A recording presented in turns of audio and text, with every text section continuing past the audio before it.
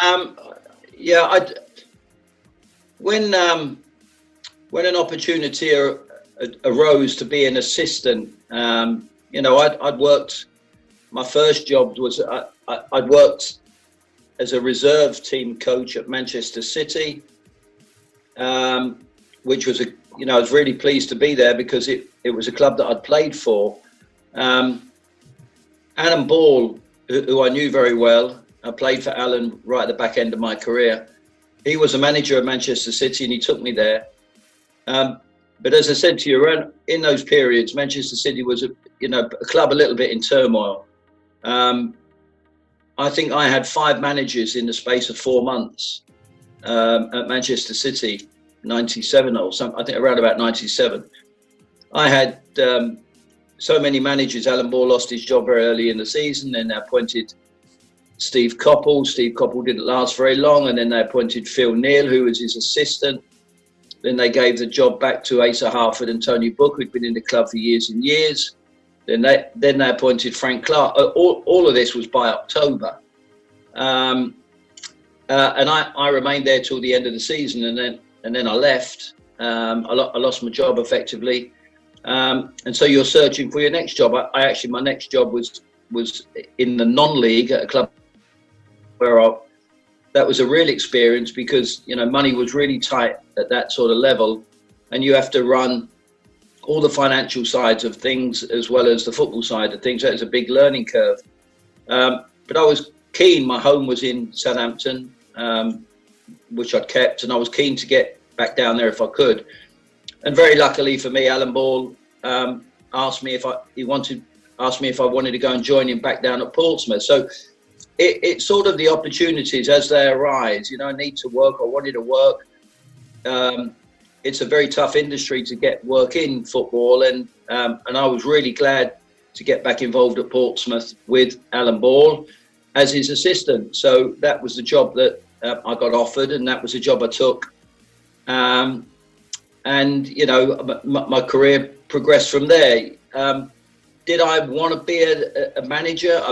I probably did at some stage if the opportunity arose, but I was very happy. I was very happy doing the jobs that I was doing. The VAR Show. The one place for your weekly football update.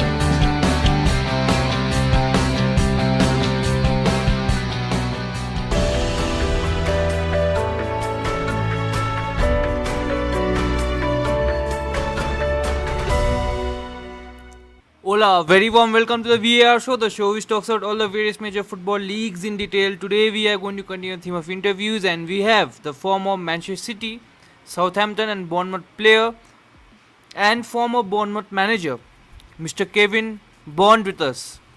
So without wasting much time, I would like to first thank Kevin for coming on the show. Thank you and welcome to the show.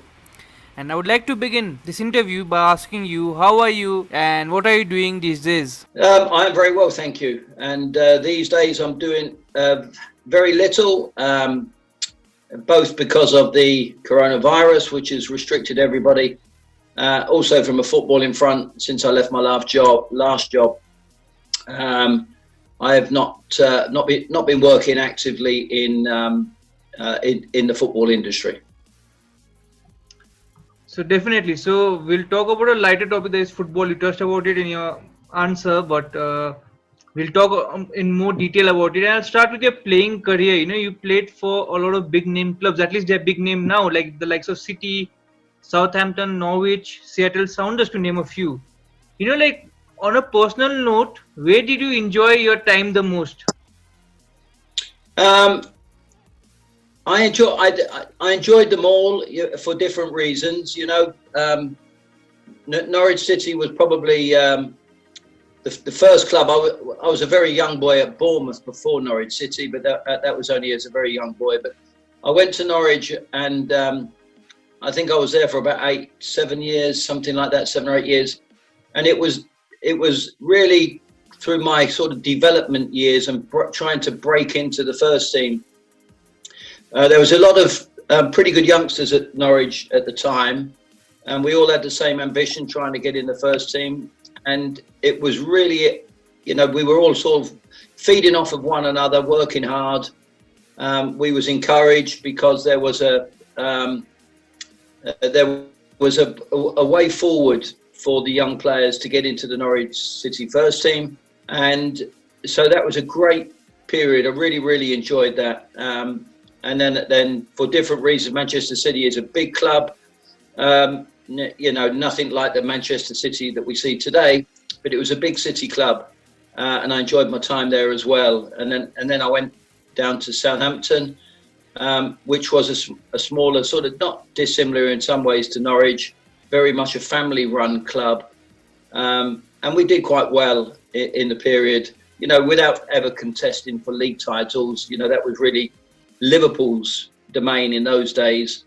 But we had a good couple of cup runs, and that was a really enjoyable period. So, and even I had one season, as you mentioned, out in Seattle, which was completely different way of life, completely different football, but a fantastic experience. So the whole journey for me was one that I'll very grateful for. Okay, so moving on here and touching upon your last sentence, Seattle, and you moved there from Norwich, I guess.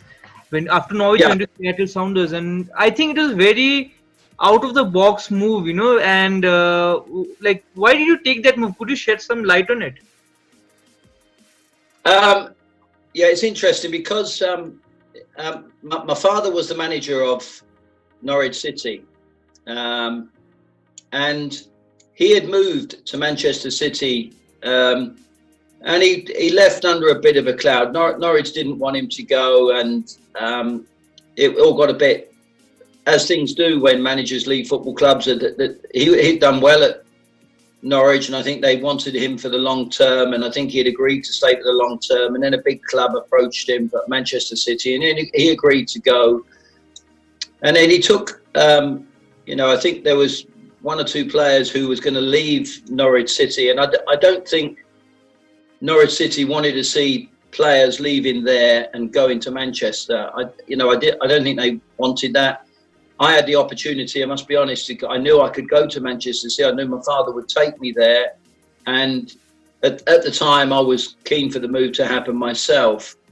But what I was, told by people who were sort of advising me that it might be better if you go to Manchester City, but if you get there indirectly, go and have a season in America. So effectively, Norwich are not selling you to Manchester City; they're selling you to Seattle Sounders.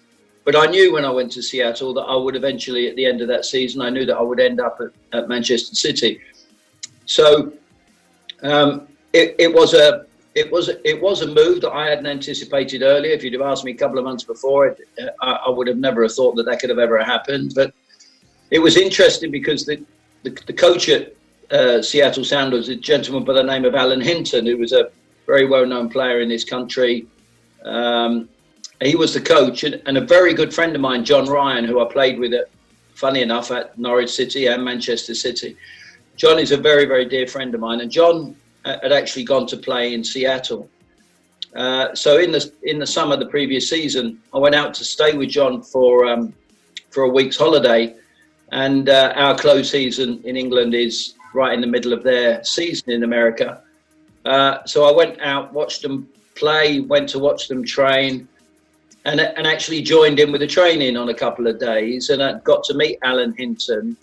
And I think he probably, when he thought there might be an opportunity to get me out there for a year, because we'd met and he knew me, a move materialised that probably otherwise wouldn't have happened. So it was a way of me getting from Norwich City to Manchester City, because there was a little bit of ill feeling at the time between the two clubs.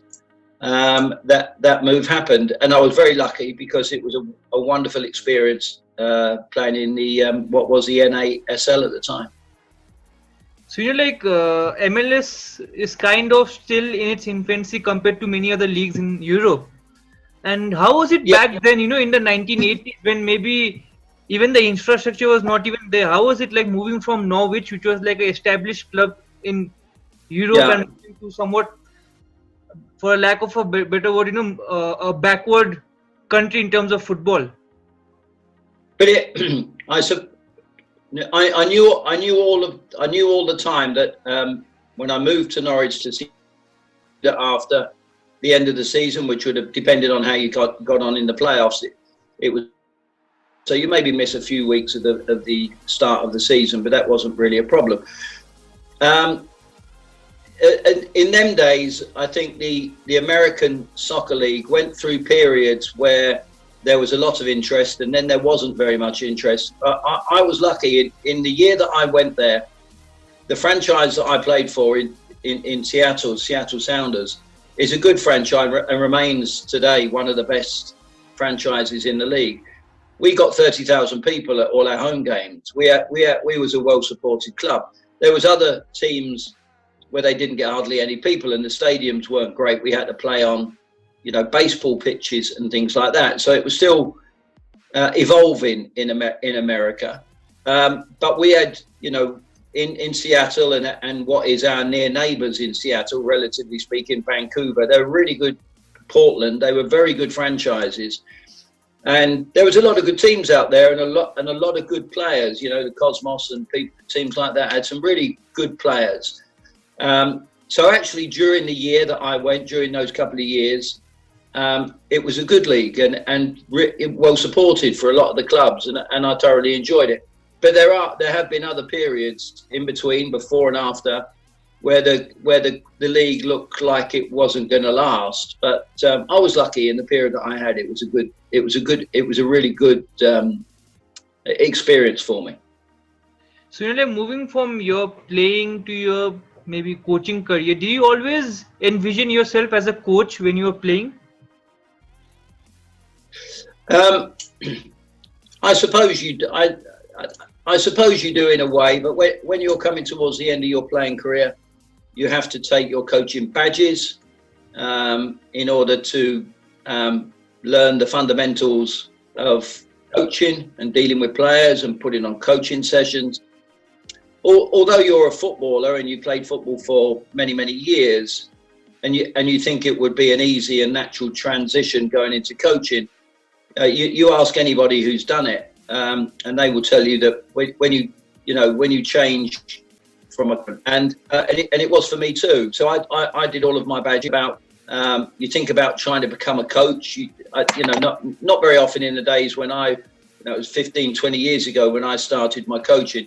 Not very many people in them days went straight from playing to being a manager. You had to sort of serve your apprenticeship, be a coach, be an assistant to somebody. Did I want to one day manage? I probably did, yeah. But in the first instance, all I was concerned about was trying to get a job as a coach, working for a football club, and progress from there. So definitely. So you have been assistant manager, in between jobs where you were the main manager. Did you ever get scared that you would be stereotyped as an assistant manager? Not many coaches or managers do that. Why did you take that option?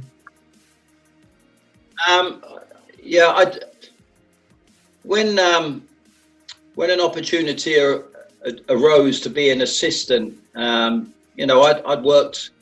My first job was I'd worked as a reserve team coach at Manchester City, which was I was really pleased to be there because it was a club that I'd played for. Alan Ball, who I knew very well, I played for Alan right at the back end of my career. He was a manager at Manchester City and he took me there. But as I said to you, in those periods, Manchester City was a club a little bit in turmoil. I think I had 5 managers in the space of 4 months at Manchester City, 97 or something. I think around about 97. I had so many managers. Alan Ball lost his job very early in the season. Then they appointed Steve Coppell. Steve Coppell didn't last very long, and then they appointed Phil Neal, who was his assistant. Then they gave the job back to Asa Harford and Tony Book, who'd been in the club for years and years.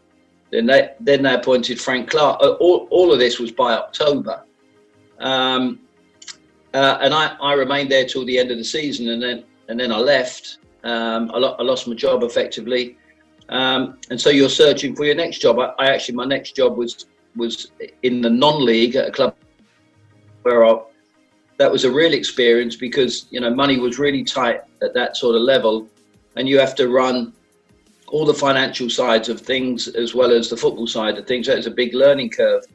But I was keen. My home was in Southampton, which I'd kept, and I was keen to get back down there if I could.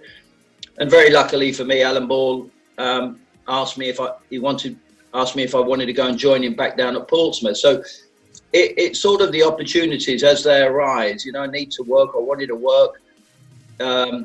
It's a very tough industry to get work in football, and I was really glad to get back involved at Portsmouth with Alan Ball as his assistant. So that was the job that I got offered, and that was a job I took. And my career progressed from there. Did I want to be a manager? I probably did at some stage if the opportunity arose, but I was very happy. I was very happy doing the jobs that I was doing. So moving from there to one of your stints, you managed AFC Bournemouth during 2006 and 2008, which was one of the tough periods, in their history, because of the administration and the relegation. And where they are now, did you think like that Bournemouth in maybe 10 years from when you were there, there would be a Premier League team and they would be spending 40 millions on one player? Yeah, it's an amazing story for Bournemouth. At the time I joined the club was in financial trouble, as you mentioned. Was having really difficult times. I had 2 very enjoyable years there. I loved it. It was hard, but I absolutely loved it. In the end, the club went into administration. We couldn't save the club from relegation. We had a 10-point deduction. We nearly wiped that out, but we didn't. We ended up getting relegated on the last day of the season. If we'd have managed to win a game that we drew, it would without a doubt been my, proudest moment in my entire football career if we'd have done it. But we nearly did, but not quite. But I didn't really see that as a failure, because I think with the deduction of points and everything that had happened to the football club, I think it was okay, So that was a difficult time. Then we had new owners come in the following season who wanted to go into a different direction, and I understand that. So I left. But since then, the club nearly went out of the league the following year, nearly went out of existence altogether, potentially. And then the current owner took over the club, and they were very lucky that they appointed a manager in Eddie Howe, who is a deep thinker. Bournemouth through and through, played there, was one of my assistants when I was the manager there, and has done just the most wonderful job. He promoted them early on, and then had a period away at Burnley. And fortunate for him, I think, and fortunate also for Bournemouth, it didn't work out for him at Burnley as anyone would have liked, and he had the opportunity to come back again. So, Bournemouth and Eddie, I would say, were both. That was not very often in football do you see that happen. He came back a year or a couple of years later, and went on and continued to do the job he'd done before. And look at them now. I know they're in a little bit of trouble, but where they are, punching above their weight, it's just an unbelievable tale. So I'll touch on a topic that you just mentioned about Eddie Howe. He was in your backroom staff when you were there. So did you ever imagine that he would go on to achieve that success that he has done with Bournemouth? Like, did he show any signs when he was there? So, did he show any signs? Say that again. I just missed that. Did he show any signs of maybe a future manager? Because when he joined you, he had, I think, just finished his career. He had been injured. He had just come over, and he was kind of new to management. Yes, he did. He did, and that was the reason why I asked him to join my coaching staff. He was really struggling. Eddie was really struggling with a bad knee. And he was only really just 30, I think, very young. for a footballer to be having to finish. But he said to me he didn't think, he wasn't happy. You can imagine, can't you? You know, he wanted to keep playing football, and it looked like he wasn't going to be able to do himself justice, and he was considering just completely packing in and calling it a day. Knowing him, what a really sensible, footballing, thinking person that he was, and everybody at the football club, the players respected him.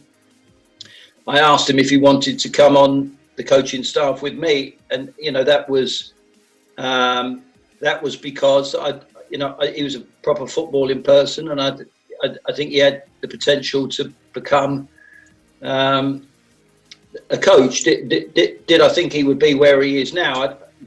Probably he didn't think that he'd end up being where he is now. I mean, it's just a fantastic achievement.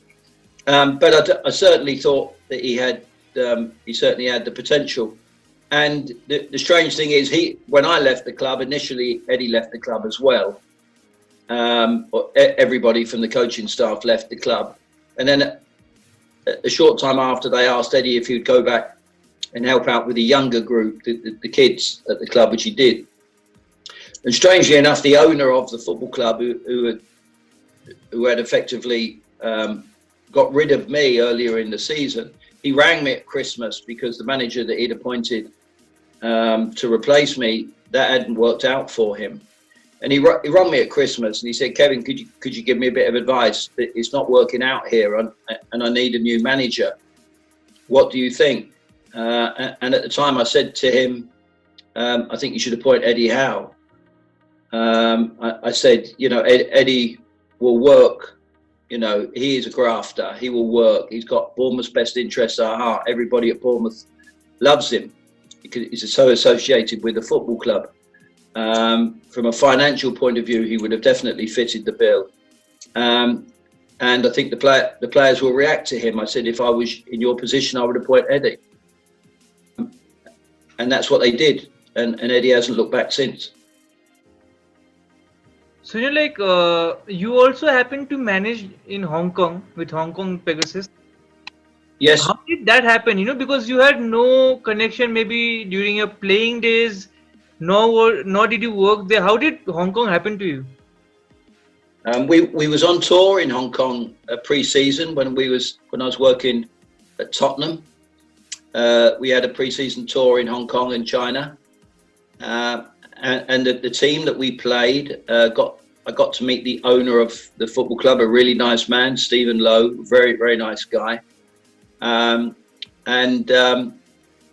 Sort of stayed in touch. And then he asked me one day, when I wasn't working in between my jobs, he asked me if I would go to Hong Kong and put a presentation on, really just about English football, for the Hong Kong Football Association, which I did. I was happy to do it. So I went back out there and did a presentation for them, and one thing led to another. And I ended up, because he is the owner of a team out there, I ended up taking his team for the remainder of the season, and then the following year I took it again. So I had 2 spells out there. Absolutely brilliant, lovely experience, lovely place, Hong Kong. The football is very different from what it is in England, but to a large degree, football is football. And I had a great time out there. So you mentioned football is quite different in Hong Kong. How different is it, maybe in terms of in all round package, managing in Hong Kong in comparison to managing in England? Well, the players and the culture is very different. How you sort of deal with people. You will understand different countries have different cultures and how you deal with people. The facilities are not the same. The training facilities, maybe the playing facilities, they share stadiums, they share grounds. So it's perhaps not quite what you're used to back in England, but they're very professional. And I enjoyed it a great deal. Obviously, very, very warm. The tempo of the game is got to be different out there. So it's quite a humid country, but it was a brilliant experience. When I was I'm very grateful for and glad I got the opportunity to go there. So you're like moving on from your career to more tactical part of the game, and if you had to describe your footballing philosophy, how would you describe it? I would say that I would be pragmatic. I think to have a philosophy in an ideal world, in an ideal world, I'd like to play without the ball. I would like to be able to get the ball back quickly and play a high tempo pressing game. That's what I'd like to do in an ideal world. With the ball, I would like to play a passing game, but perhaps not a passing game similar to some teams where they are insistent on playing it out from the back. Just as a spectator watching games, I can get bored watching total possession football. I like to see goal-mouth action. I like to see the ball in the last third of the field. I like to see lots of shots and crosses, and that's what the game's all about for me. So ideally, we want to keep the ball. I get that, and I want to keep the ball too. But if it means that you play a more direct in order to get the opportunities to score goals, create chances, that's what I'd like. That would be my ideal. But depending on the club, I've experienced clubs who have limitations in terms of the squad that you have to work with, the makeup of the squad, the physical element of the squad. So you can't play counter-attack football if you haven't got any players up front who are quick. So you have to be pragmatic, and you have to use to a large degree what you have, and adjust your tactics accordingly. And I've found in the periods where I've had to make the decisions, where I have been the manager, that it's all very well me having a philosophy, but I think, as I say, I think you need to adapt, and you need to play a system that suits what you've got at your disposal.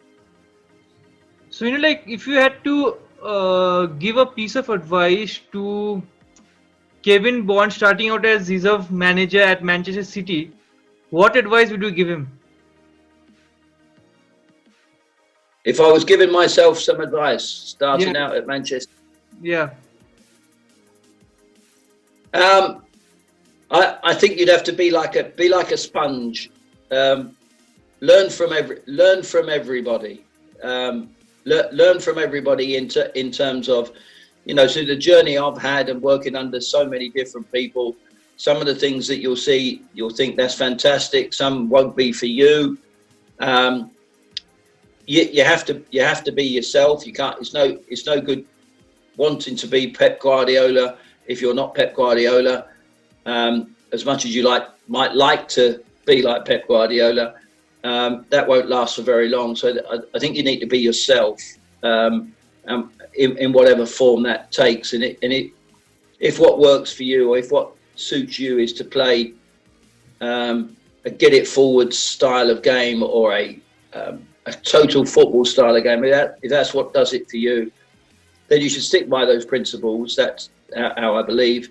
But being prepared to learn and adapt and evolve with the years. One thing in football that I have is that I've been lucky enough to be involved for many years, and you never get to the stage where I know everything I need to know now. It's not like that. You learn every day. You learn something new, or you see it differently every day. So I would say have an open mind. Be open to evolve into all sorts of things, but you just need to be yourself. Don't try and be anybody that you're not. So you touched upon a topic which I wanted to talk about, and also which is very related to the current affairs and of your previous club, Norwich City, who are applauded for their style of play, but they are going down this season. That's not a hidden fact. What do you think went wrong? With them, they are maybe given a lot of credit for their playing style and their adventure going forward, but they're very porous at the back. Do you think that was one problem Daniel Fark maybe did not address? I know, probably conceding goals.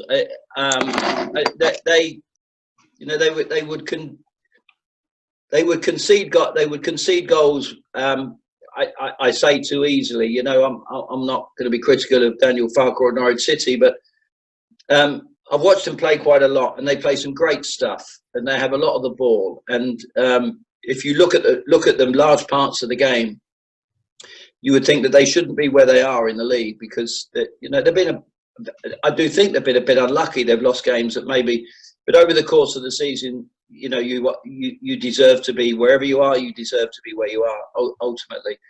And I think probably they've created chances. They've always created chances from what I've seen, but probably because they play expansive football, that they've given away chances maybe too easily. That would be probably the balance, is that can they be a little bit more difficult to beat? Now, whether that means not letting the fullbacks be quite as adventurous, maybe having a real defensive midfield player. Yeah, I'm not saying that's entirely what I think, but I'm just thinking that would that help?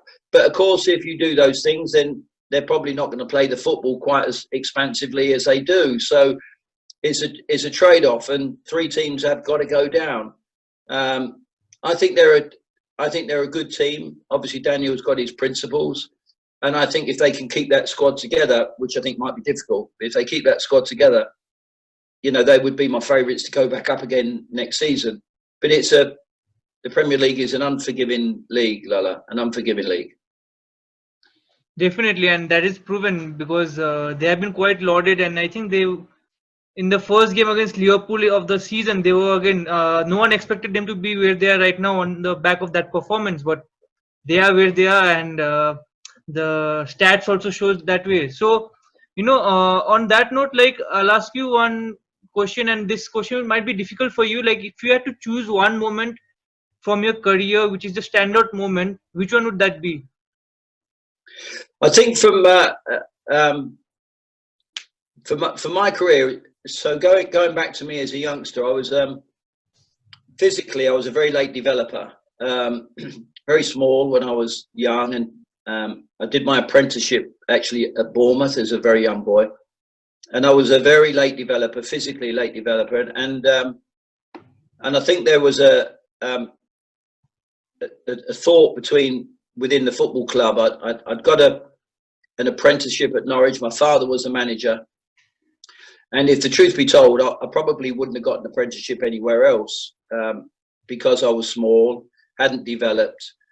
But my father, who was in charge, because he was in charge, had the opportunity, and he saw something. Obviously, he knew me best of all, and he saw something in me that he thought that we could all work on. So he gave me the opportunity. And then when I moved on to Norwich, as I said to you earlier, and then we worked hard. I worked hard, and I began to develop, both from a footballing perspective, also physically. I developed, and I ended up, if you like, carving a career out for myself, where lots of people didn't think I would be able to do that. My highlight of my career, I would have to say to you, was having a career. Was when people didn't think that I would ever really make it, and lots of people who were coaches and assistants and said he's not, almost said to my father, why are you doing this? Your son's never going to be able to cut it. Anyway, he stuck with me, and I repaid him in the end, because I had thankfully a long career at many clubs, and played lots of games in what is today's top league. So from a person who was really, for a long period, probably doubted myself as well, will I ever, become a player, to end up playing, 100 matches for Norwich and Manchester and Southampton and Bournemouth after that, I was very satisfied with the career I had. I was at clubs, Lala, I think I spoke to you earlier about this. I was at clubs where we were never going to win the league. We couldn't, we've never big clubs like that. Manchester City was a big club, and we were top of the league at one period, actually, at Christmas. But we were never really vying for the championship. So it was going to be the cups. It was the only thing we could get for.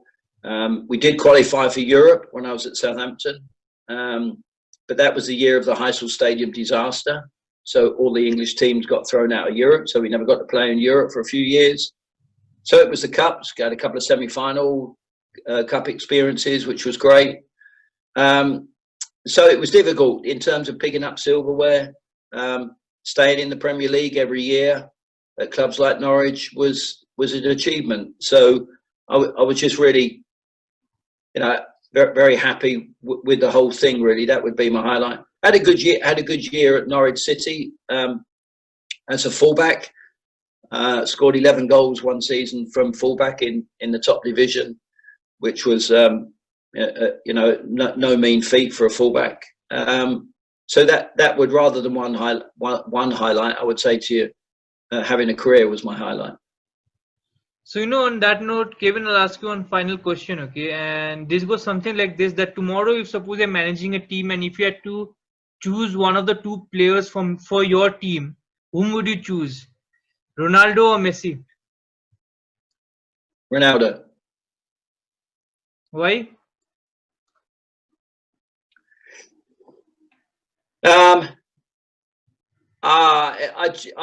Why? I think he is. I think he is just like the complete. He's power. He's a goal scorer. A real goal scorer. Powerful, quick. He's not probably technically the same player.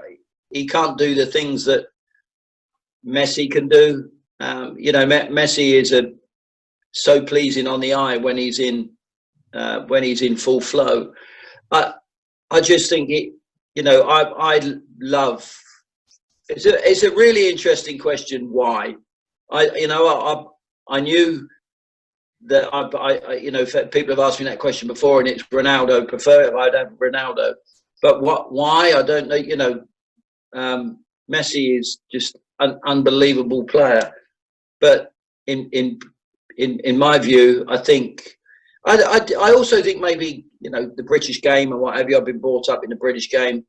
Whether Ronaldo, how he is physically suits the British game a little bit better.